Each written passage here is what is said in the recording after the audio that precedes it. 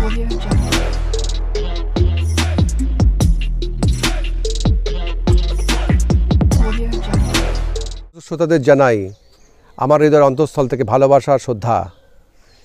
আজকের বিষয় সবার জন্য উপকারী এবং সবার জন্য কার্যকরী, কারণ আজকের বিষয় বই কেন পড়বেন, বই পড়লে কি হয় আর না পড়লেই বা কী হয়। এই বিষয়ে মোট 10টি বিষয় আপনাদেরকে জানাবো। তার মধ্যে আজকে আমি 3টি বিষয় আপনাদেরকে উল্লেখ করব এবং পরবর্তী পর্যায়ে 2টি পর্বে আমি নেক্সট পার্টগুলোকে ডিসকাশন করব। অবশ্যই মনোযোগ দিয়ে বিষয়গুলোকে শুনবেন এবং গুরুত্ব উপলব্ধি করবেন এবং অবশ্যই আপনার জীবনে প্রয়োগ করবেন। পয়েন্ট নাম্বার 1, মানসিক ব্যায়াম। শরীরকে সুস্থ রাখতে যেমন ব্যায়ামের বিকল্প নেই, তেমনি একইভাবে আপনার মস্তিষ্ক সচল রাখতে মানসিক ব্যায়াম জরুরি। মানসিক ব্যায়াম না করার ফলে আমাদের চিন্তা শক্তি লোপ পায় এবং ধীরে ধীরে মস্তিষ্কে এই ক্ষমতা নষ্ট হতে থাকে। ব্যবহার না করলে এই ক্ষমতা হারিয়ে যাবে। তাই বই পড়া মানসিক ব্যায়ামের একটি বড় মাধ্যম। আপনার মস্তিষ্ক সচল রাখার জন্য নিয়মিত বই পড়া জরুরি। পয়েন্ট নাম্বার 2, মানসিক চাপ কমান।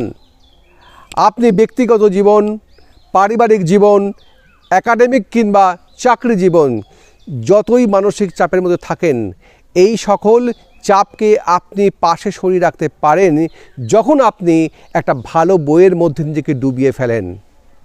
একটা ভালো বই আপনার দুশ্চিন্তা ও অবসাদগুলোকে পাশে সরিয়ে রেখে আপনাকে একটা নতুন দুনিয়ায় যেতে পারবেন, যার মাধ্যমে আপনি মানসিক চাপ থেকে দূরে থাকতে পারবেন।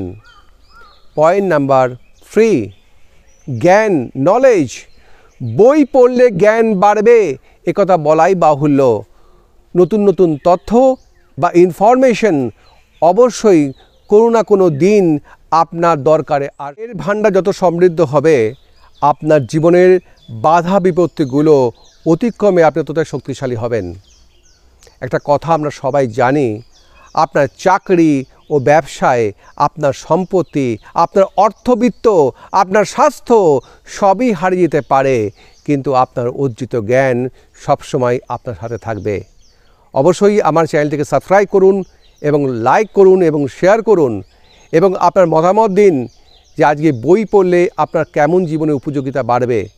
অবশ্যই ডান দিকে দেওয়া বেল আইকনে প্রেস করুন। থ্যাংক ইউ, ধন্যবাদ।